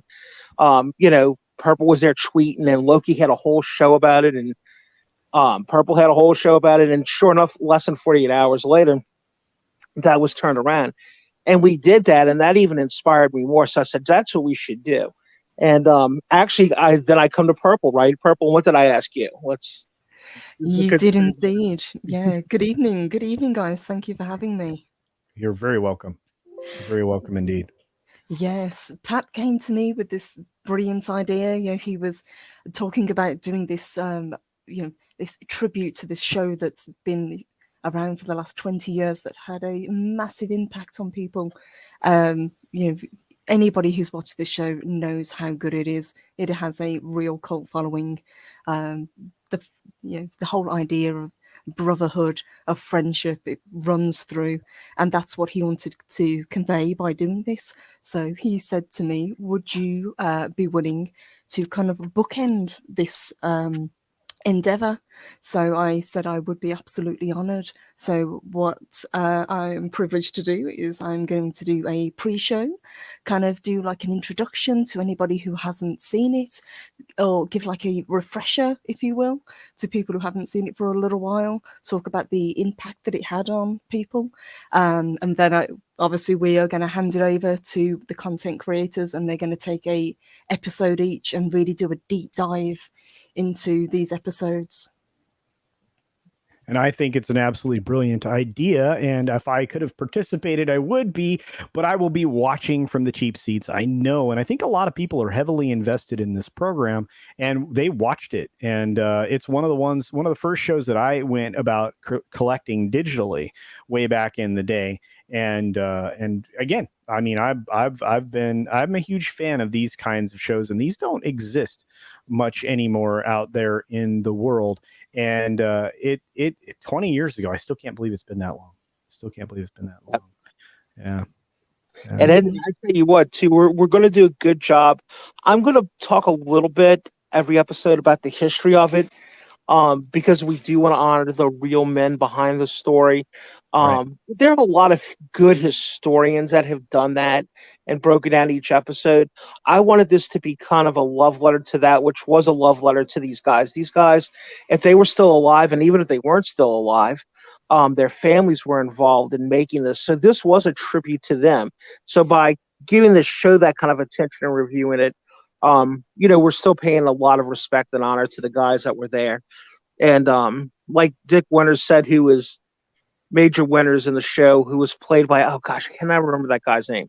He's English. Do you know him, Purple? What's his name? The guy on I don't. I'd have to look up the cast list. But everybody in chat knows who he is. But he even said one time, this is really a show that, it's about one company during World War II that fought, but it really is about every person during World War II. And of course, if you know anything about the history of this, Band of Brothers was actually a book first, written by a UNO, University of New Orleans professor by the name of Stephen Ambrose. And he actually went out and interviewed a lot of these guys and wrote, he writes, it's a style that's very much like, it's almost like you take a bunch of short stories and put them together. It's an interesting writing style. Some people say he writes like a robot. Some people say he writes kind of fancifully. I think it's pretty matter of fact. I like how he writes. And when HBO saw this, they were like, we just got to go with this. We got to run with this. This is an epic story, and as many of you know, it kind of built on the love story that Ambrose had too, with New Orleans being the birthplace and the development of the Higgins boats, which were those boats, ironically enough, not really in Band of Brothers, but you would certainly remember them from the opening of Saving Private Ryan, where the front opens and you run out and supposedly safely onto the beach. As you know, that didn't always happen. And that's what led to the World War II Museum in New Orleans and everything too. So it's just this show just brought about so much. And like I was saying earlier, it came at a time when you think of October 15th in 2001. I mean, you were barely a month past September 11th, and there was just this real patriotic fervor going through the country, and it was something that was so real. And if you look at the numbers, I think one episode had almost 20 million viewers on a paid channel watching it live. That's amazing. And you're right, you don't see those kind of things nowadays anymore. There's nothing that's quite that compelling. Outside of Game of Thrones and a couple other things, no, you really haven't seen that. Right, and this is a historical epic, not exactly something, if you look at the numbers of history movies, they don't always do phenomenally well. And granted, this was a TV series, so you're even really giving a lot more of your time. If you sit down like I watched, it takes you a good 14 hours to go through it if you watch all the supplemental stuff and everything too. But that's how we kind of came together. And actually, Culture, you want me to kind of go through what the first week is? We're still developing the second week. Yeah, absolutely. Please do. Yeah, absolutely. People know. And look, guys, this is not something. Somebody the other day, I was saying this on somebody's channel, and they were like, "Oh, can Pat repeat that so I can write it down?" We're going to tweet this stuff out. The two most important dates you can remember right now is the Sunday for Purple. And Purple, have you set a time for that yet? Or are you still kind of playing with your guest and figuring that one out? It will depend on the guest, but I'm going to try and set it for 2 p.m. Central. Yeah, she almost always runs at 2 Central on Sundays, and it's always a good show. So check it out. So Purple's going to do the pre-show, and then Loki's Mornings of Mischief with Dave, Bob, and a special guest. I'm actually working on somebody who's a historic guest that I can't announce quite yet. He's going to have the first episode, which is a phenomenal episode. It's called Curry. And by the way, if you haven't had a chance to watch this yet, and you would like to before you see the reviews, it's not necessary. You have plenty of time. You really do. You can knock this out in a weekend. Yeah. And you can watch it the day that you're coming out. Ramblin' Canuck's going to have episode 2 with Gogol 13. Awesome. Number 3 will be that Wednesday night on Echo Base TV. TV. That's Coach and Nick's newest venture. That's doing phenomenal. I think they're at 1.2K already. Those guys just really know how to. They're incredible. That particular channel that they set up is to promote fellow creators. That's all that thing's about, which is really cool. You know what? This kind of happened simultaneously while they were doing that. And actually, I'm gonna tell you in your stream this. Purple, don't repeat this either. I've been talking to Echo Base like a lot via DMs. I have no idea if I'm talking to Nick or the coach or the both. So Wednesday night, Nick Weiser and I will find out if both Nick and Coach show up, or just Coach shows up, or just Nick shows up. But they are busy guys, so whoever comes from them, we really appreciate it. And we hope it promotes the channel, because you're right. Echo Base TV is a great concept, and it is like an everyman's television. It really is. What a great concept they came up with there. Night 4 is a gentleman. I don't know if you're familiar with him or not. Culture. Who? Latino Slat, Pauly. Yeah, no, I don't know Latino Slant. We've never crossed paths ever before. Yeah, I want to. If somebody in chat can write the one channel Pauly's never been on, I'd like to see that. And if you can read that, to me, I'll try to. Pauly's everywhere, man. He's a great guy. Everywhere. And Pauly's going to be on with. Check this out. This is going to be the most handsome night of the series. He's going to be with Matt from Foulball Productions. Oh, disgusting! Nice. You got an old model and a young model in the same thing. It's gross. Yes, you just have to pick what Cadillac you like, and then one of our newest members to the team, but a guy that has almost 1.5 thousand subscribers. And a friend of Mexican Iron Man, he introduced me to him. Gentleman by the name of Vito the Amazing. Vito the Amazing is actually Vito D'Amico. You might have seen him before. He is a comic and a magician. Oh, wow. And yeah, Koof is like really like, it's kind of hard to put on a magic show. He's in Canada too, which they were really cracking down on those guys. Yeah. Hard to put on a magic show when you can't have people sit in an auditorium and watch you.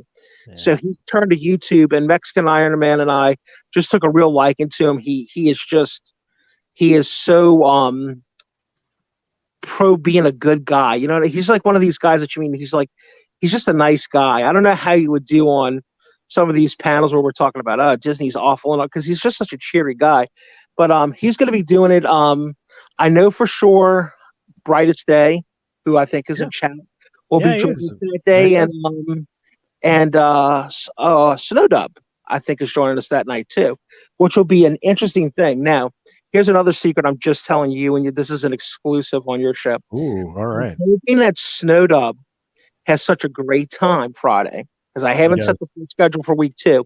He does. That he loves it, and he can actually tap out a night for week 2 and actually host a show, one of the episodes for the second week. Because I will tell you this, and I mean this wholeheartedly, and Purple, you can back me up with this because you actually know Snow much better than I do. He is a funny guy. He could be silly, but I dare you to find somebody who is more pro-veteran and pro-American, and he means it. You could take everything away from him, and he would never give that up. And I'm not even sure about this. I think he's a veteran himself. I think he's a veteran. I'm pretty sure he is, but he is just he's the real deal. If he says something, you could pretty much, especially about America or patriotism or veterans, you could pretty much take it to the bank. So I said, man, he's got to be somebody that we have to be involved in this. So, but as you can see, that's just week 1. So, it's a pretty good amalgamate. There's a lot of people who've never done they're not all like you, Culture. They don't all, make it to everybody's show and have everybody on their show. Right. You do a good job. And, I tease you, but honestly, Mike about 2 weeks ago said, dude, you've got to leave Culture alone. He can't do this for you.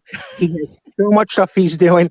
And, Mike too, Mike really appreciate you, because there's sometimes where Mike's really, really busy. And if he can't do something on a show, it's kind of like, well, Culture's one of those 2 or 3 guys you can pick the phone up for and go, hey, dude, I know it's like 2 minutes away from starting, but could you go hang out on this show? So, yeah, Mike's great, man. Mexican Iron Man. He's a facilitator, and those are the kind of people I appreciate, because I kind of like to facilitate the stuff myself. So he and I are cut from the same cloth, and he's amazing. But no, you're not wrong. And there was just no way I was going to be able to do it, and as much as I wanted to. But I'm like I said, I'm so glad you're doing it, and I am going to actively continue to promote it. We've got, of course, Nick Weiser joining me on Sunday, so I'm going to give him time to talk about that specifically. And of course, I'm trying to get with Snowdub at some point to get him on the channel. I haven't had him on a Sunday Culture Review yet. He totally deserves a spot. But I'm very excited for what you're doing, and Purple, can't wait to check out the pre-show.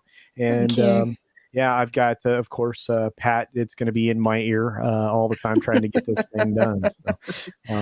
So, it is a fantastic idea, and I'm just really excited to see everybody's take on it, because it is such a great show, and I think it's going to introduce it to a lot of people that maybe they've watched it perhaps once or haven't seen it at all. Absolutely. Yeah, and I mean, you had really impressive people involved in this production, and they did such a great job, and it was watched widely, and it was right in that era that we were desperately coming together to confront whatever was facing us. And those moments aren't there anymore, and we need those moments again. And that's what's such a shame about modern times. What we're dealing with at the moment is we're right now, the focus is on dividing everyone and not unifying them. So something like this is so positive and so good that this timing, you guys are with this, is brilliant. What you're doing is incredible. So I like the idea we can unify around this. So I think it's going to be great. And I do notice there are a lot of people who share a lot of fans, because I go to a lot of chats. I'm a behind the scenes guy. You're not going to see me on too many actual streams talking and stuff. But I said, we could have so many more. Mexican Iron Man told me one time, we share between about 60, 70 channels, somewhere between about 1.5 to 2 million people who drop in. Maybe they don't subscribe or anything else and all that, but that's a heck of a force of people. And if they could find out, like, oh, Loki has a morning show and Purple has a mid-morning show and Snowdub has a puppet show, I might be interested in that. And eventually you're going to let us go, Culture, but I do want to thank not just you and the people who are promoting this, but I don't want to forget this before it happens, especially some of your people in chat I'm noticing too. Those guys, and I'm talking about the normal everyday person in the chat who you'll never see on the stream, has done a really good job of spreading the word for this. I've seen a couple tweets. I've seen people asking questions about it in other streams where they weren't even talking about it. And boy, I really do appreciate that. And I know the people that are involved in this do too. And I want to say to you, you in the chat, you who subscribe to channels, you who are a fan, you're as much of a part of not just this stream that's coming up, but all these streams. I don't want to take anything away from you, Culture, but what are you with that the 150, 200 guys that come in and out of your chats every day or follow you to Midnight's Edge or over to Doomcock? I mean, honestly. I know, and that's the thing. And I always tell people I wouldn't be here without you. None of us would be. We're so very grateful to the people that support us in every single possible way. I have brilliant people that work for me as wrenches that other than me saying thank you, that's all that they get from me, and they're just so wonderful. And they not only promote my stuff, right? Obviously, here Mayor McCheese is doing my Creator Spring stuff, but you also have people that are supporting that are linking other people. I mean, Mayor McCheese. During the course of the stream has promoted 5 or 6 other ventures out there. I have Lord Thoth and Just Another Red Shirt, and when Eric K is around, he does, and everybody's promoting everybody else, and that's really important. And that's one of the reasons why we share this fan base and why it's continuing to grow, because maybe you didn't know about somebody else and you go over there and check it out. I mean, I dropped a bunch of recommendations today when I was over on Midnight's Edge in the morning, stuff nobody had ever heard of before. And then, of course, in the chat, you have people who have heard of them and they go, yeah, that's a great channel. This is a good thing. So, yeah, it's important. It's important for us to do that. Cross-pollinating, I think, would be the biological term for that. But, yeah, but I think it's good. I have behind the scenes, he probably will never jump on a stream, but I want to thank Mike from Clobbering Times, the other Mike, as we call him sometimes.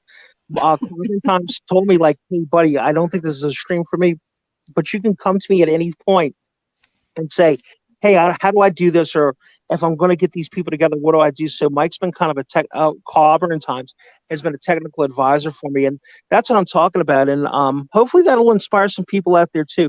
You don't have to be on the screen to be involved. No. You could do a lot of things. You could do research. You could run merch shops. You could produce. There's a lot of stuff out there you'd be involved in. And we are never more powerful than when we're together. And I think that we've shown that on the streams that we've done for charitable causes and things like that. And those can be couched by people as, there's this evil bunch of people that are trying to help people. And I don't know how you serve that message up. Yes, but, how do you spin that? Yeah, but it's like, all right, well, we're just going to keep doing good things and you can't stop us. So there you are. But anyway, you guys have anything else you want to share before you step off? I mean, you can promote your channels. I know, Pat, you don't do that, but Purple Valkyrie's got a great channel. I got to hang out over there. Absolutely. It's awesome. It's a great stream. That's very kind of you. I won't promote today. I'm just going to talk about the Band of Brothers stream that we're doing because that's the focus. Hey, while I have you both here, then I'm going to ask you a question before you guys are permitted to go. Wow, that's rude. Okay, but no. Anyway, what are your feelings about Bond? I'm just curious because we now have some performance numbers, obviously, from the international box office that are substantial, and it's projected to get into that 150 territory by the time we round out this weekend. We're here in the States, right? So, and you're going to have maybe a $60 to $80 million open would be the numbers I'm projecting, right? Where do you think this ends up? Do you think it ends up being profitable? Have you heard good or bad things about the film? Those are the only two things you guys have to worry about answering. I'm just curious. I got a good one, Purple. Do you want me to go first or second? Because I got a good one, and this might be culture off a little bit. You go, honey. Okay, mine. I with my brother, I've been for the last 12 years raising my nephews. My brother's been kind of ill lately, so I told the two older boys, why don't you take a break? Because in my family, right, we are all about James Bond. Like, we love James Bond. We love war movies. We love John Wayne. But James Bond is a constant. I said, why don't you guys just go treat yourself? Dad's fine. I'll hang out here, blah, blah, blah. They went to go see it. Now, keep in mind, this is a 17-year-old and an 18-year-old. Okay, they're off of school today. They're all happy.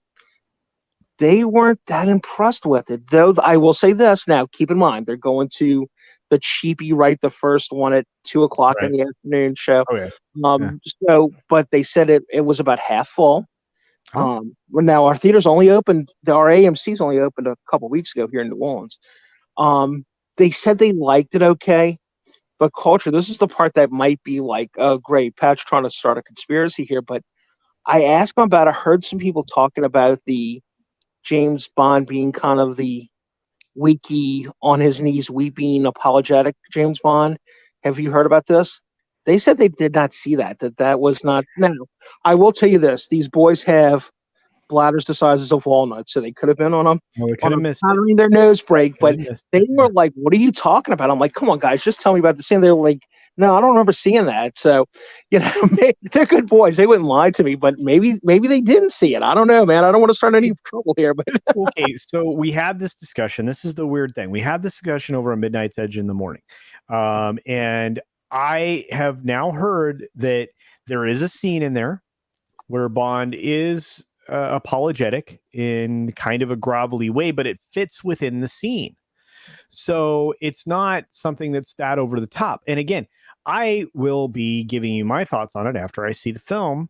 And if that scene doesn't appear in there, or if it's presented in a different way, then we need to start comparing notes, because we had this conversation on Midnight's Edge in the morning about whether or not, because of digital distribution, the film could be selectively edited to different markets in order to perform better. wow, That's curious.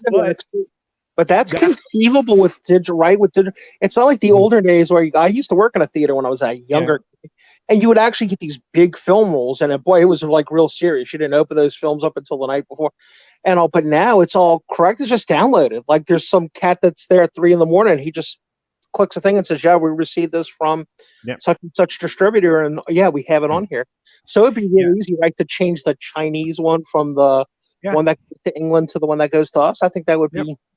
But the question is now, within just an individual market like North America, which is US and Canada, right? The domestic market is what we refer to it as. You theoretically could distribute to different regions different cuts of a film. And that's the question, is if that's happening, or if it seems conspiratorial to me, which I don't like to dive into those things on my channel at all. But is it conceivable? Sure. Is it conspiratorial? Absolutely. Is it happening? That's another question. So, I don't know, but it is what it is. And, Jin Wong comes in and says, "Arg, me hearties, set sail and get the film evidence." There you go.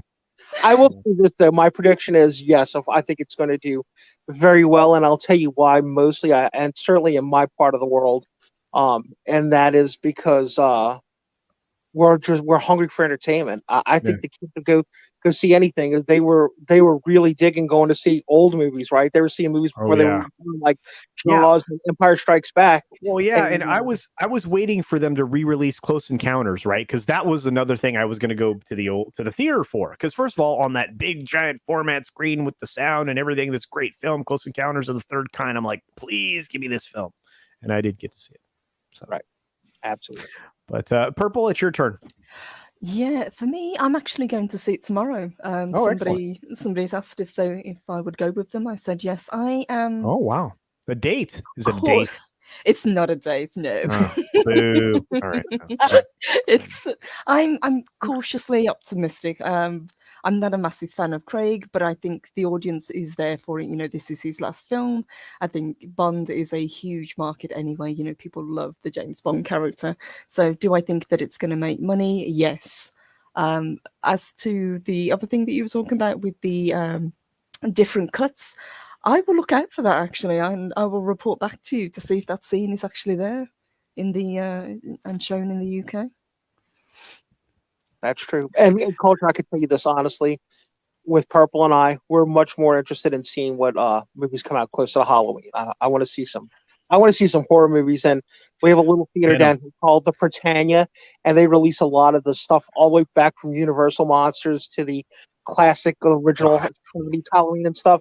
And I am not a gore fan, but I am a horror fan, so I Horror would fan. be Yeah. thinking those, man, for Yeah, sure. I mean, I grew up on that stuff. Loved it, man. That's one of the things that's a guilty pleasure. I've never ever before talked about, like my love of horror films, and the kind of things I used to like to do, and the things that I'd been involved in. I never talked about it, but I love horror. I mean, not like the extreme stuff. I like the good stuff, and there's so many good titles. Interestingly enough, something that falls into that genre, but not exactly, but also falls into the superhero genre, of course, is Let There Be Carnage, right? I mean, and in this particular film, is doing really well in the box office, right? It's fallen off a little, but from the predictive cone, as you can see here, this is the predictive cone we've got on the screen. And we'll fall off even more this weekend with Bond being out. Right, yeah, because it's competition. But the Mhm, question is it going to rise potentially to be one of the best performing films out there? And this is the interesting thing. This is the 5-day breakdown, right? The daily box office. Okay, it's actually a little more than that, but as you can see, we've reached $109 million on this film. And it's a little on the horror side. This is a little on the spooky side when you get to this thing. And these are these kind of films are really, really interesting to me. And of course, we have Halloween Kills on the horizon. Yes, I would be curious to see how well that does. Absolutely. Yeah, me too. I believe it'll do quite well. Mhm. But you're not wrong. The classic monster films, the classic Universal monsters, right? Which we were supposed to get a new Monsterverse, by the way. Yes, the Dark Um, Universe. Yeah. yeah, Thank you, yeah. Kurtzman, for that. Yeah, well, I would love to see that. I really would. I would love to see a regeneration of those types of stories, because it gets us away from the things that they could destroy with, the garbage tasticness of agenda. Mhm. So, it is what it is. But we have Ken Jack Ben in the chat giving us renamed Bond films with pumpkins. Pumpkin Finger, Moon Pumpkin. I love it. My chat's brilliant. I love it. Original shared universe. Oh, that'd be so great. Pumpkin Royale. Well, there you go. No Job, by the way, Snow Job just sent me a DM. He thanked us. He's still at work because he's He's a hardworking guy. He doesn't he's just a hardworking guy. Yeah. But yeah, and too, there's another thing which we're not going to get into right now, culture. But the nice thing too about horror movies is it's still a genre that somebody can say, I want to make an independent film, right? And get Oh, yeah. together a few 100,000, a couple. Boy, if you can get 2 million together, you can make a profitable movie and an intro. I love that stupid Blair Witch Project. I don't care. You can eat me alive in chat. I don't care. When I first saw that movie, I was like, this is so different. And I had seasickness from it. I had a headache. But I was just Wow. like, this is like before creepypasta existed, right? It was a silly Right. creepypasta, but I was just like, it fascinated me because at the time I was so into Tarantino. And it's like, these guys made this movie for how much? And that's when I started following Box Office Mojo, and I got interested in that back part of the making of movies. And you could still really express yourself in the horror genre. You really You can. Saw, for example, was made on a shoestring budget, the first film. Yeah. And It doesn't take a lot of money. I mean, that's one of the reasons why my first film project, my first independent film project that I'm going to go wide with, I'm actually going to try to find a distributor. That's going to be a challenge. I'm going to have to reach out to some folks, but it's going to be a horror film because it's not that expensive to make. I mean, mine's not going to cost a whole lot of money. It will definitely be a B film, but it'll have a lot of practical effects that most studios abandon now in favor of digital production, the hyper realism and all of that. And you can do realism with practical effects. We just don't anymore. Will you go PG-13, R, or hard R? Probably PG-13. Although if they start using the bad words, it might end up being R. Yeah. The problem is that I don't usually write in bad words. So, and again, I'm putting it in a different. It's kind of in our world, but not really, because it's a different time period. So I might be able to get away with some of that. You never know Yeah. who's listening. Be careful. Play that close to the vest. You know? Yeah. Some people already know what I'm doing, and it's not going to hurt because I haven't given away the plot or anything. But it's very cool. It's very fun. So, but anyway, guys, I really appreciate both of you joining me to promote this amazing opportunity to see a bunch of different channels doing covering the same amazing miniseries, Band of Brothers. And again, you guys, obviously, you said you didn't want to promote yourselves. Obviously, Pat S., you were a background guy in the production role, the producer role. Purple, though, on the other hand, is an amazing channel. Guys, go out and subscribe to Purple Valkyrie. And I want to say thank you to both of you for joining and promoting this. I can't wait for Nick to do the same on Sunday. Absolutely. Our pleasure. Thank you so much, And if Culture. you- Really and if you- appreciate it. Yes, and Thank if you you. come watch her show on Sunday, you will get a feel for her channel. Believe me, that's all you need to know. It's extraordinary. Thank you, Yeah, Purple's great, guys. I'm not kidding. Not even kidding for a minute. Thank you, Chad. See you guys Thank Sunday. you very much. Thank Sounds you, good. chat. And thank you, Culture. Bye, guys. Thank you both. Thank you both. Love it. Wow, what a great time. I really appreciate them coming on because there was no way I was going to do justice to what they're trying to pull off, which I think is extraordinary. Can't wait for it to happen. You guys are on fire. The Golden Pumpkin. You guys are killing it. I love it. Ken Jack Ben started the thing. So not sure about Pumpkin Finger though. Well, that's what Ken Jack Ben came in with. So I appreciate it. You guys are killing it. Mayor McCheese for $2 says, I saw Evil Dead 1981 in the theater last night. Awesome. Tell me it wasn't awesome with the better sound and screen. Oh, had to be amazing. Ken Jack Ben, Pumpkin is not enough. Pumpkin, another day. Yeah, that would be bad, Jin Wong. I'm not going to even say it. There you go. There are a ton of low budget horror movies out there right now. 99.9% are awful. You don't have to be good to be horror. You can make some bad horror. It's okay. It'll be all right. Yeah. Or severe G, hard PG-13 or severe G. No, it won't be either of those. I love the first Saw, but now I hate it because its success led to the Blumhouse. Yep. Marvel production style. And that's the biggest problem. You're going to end up with Blumhouse making $200 million horror films. Dumb. No, thank you, Purple Valkyrie. Purple's so great, for sure. The man with the golden pumpkin. There you go. Anyway, one last thing to talk about before we wrap up, because we've gone almost 2 hours, and that's usually about the cutoff time. You guys are so incredible. I can't even begin to believe you. Hang out for this long. Is this the strike? IATSE says contract talks with AMPTP are fluid.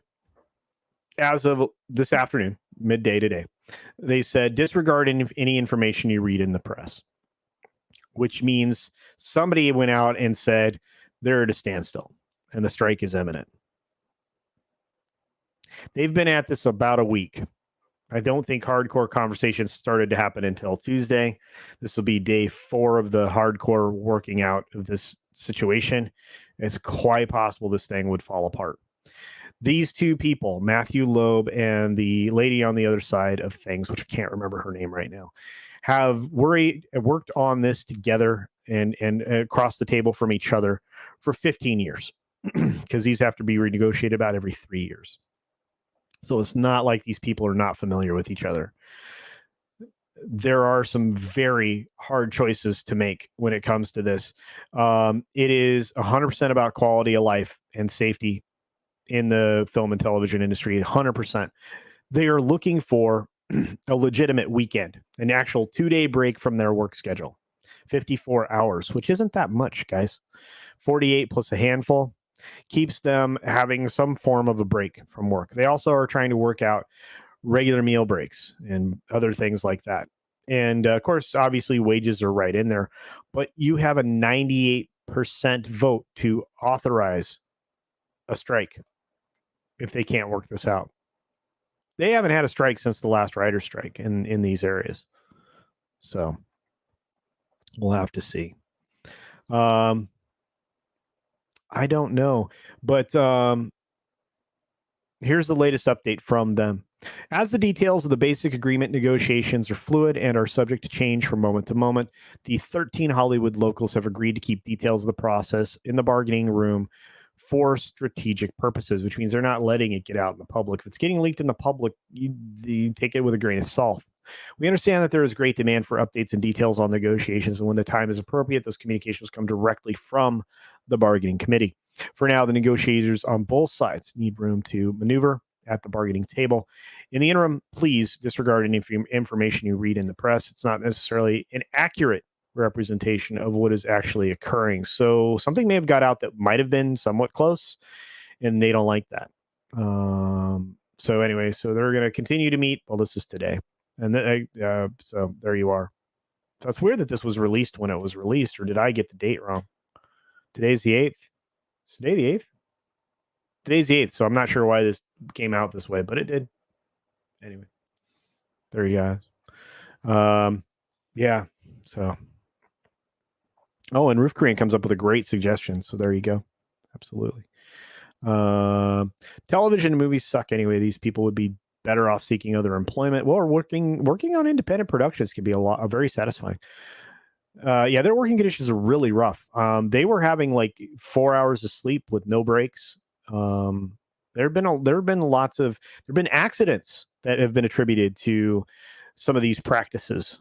So it's for good reason. It's incredibly reasonable what they're looking for, and you can have conversations around the idea of unions left and right, but when it comes to this kind of thing where you really are trying to represent the best interests of the workers, the labor folks, the people who are behind the camera that make everything go, I think it's somewhat reasonable. I really do. So, but it's good to see everybody. I really appreciate everyone coming out. Today was a great stream. Didn't quite get to everything I wanted to talk about, but we had some great promotion. Tina says in the chat, today is my son's birthday. He's 22. I am very old now. I bet I'm older than you, Tina. And congratulations, Tina. Congratulations indeed. I do appreciate that. And tell your son happy birthday from me. That'd be awesome. A lot of people will say the same. There you go.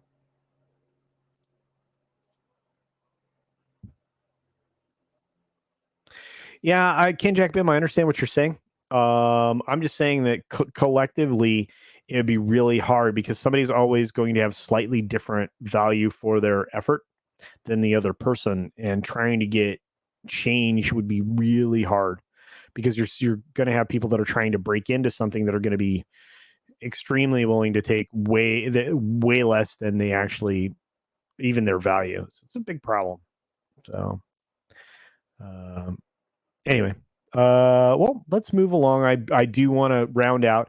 I want to say thank you. You guys, I would not be here without you. You were absolutely the best, and I appreciate you more than you'll ever know. For those of you who are watching on the replay, thank you for doing that as well. If you made it through this entire live stream, boy, you're the best. You have no idea. That's just great. And I do have an audience that sticks around for quite a lengthy period of time. And to all of you, I would like to say thank you to the members, to my wrenches, and to anybody who subscribes. My heartfelt thanks. So, with that being said, I'll end the stream the way I always do and say, be sure to take care of yourself, take care of others, wash your hands, of course, because it's good hygiene. It absolutely is. And until next time, bye.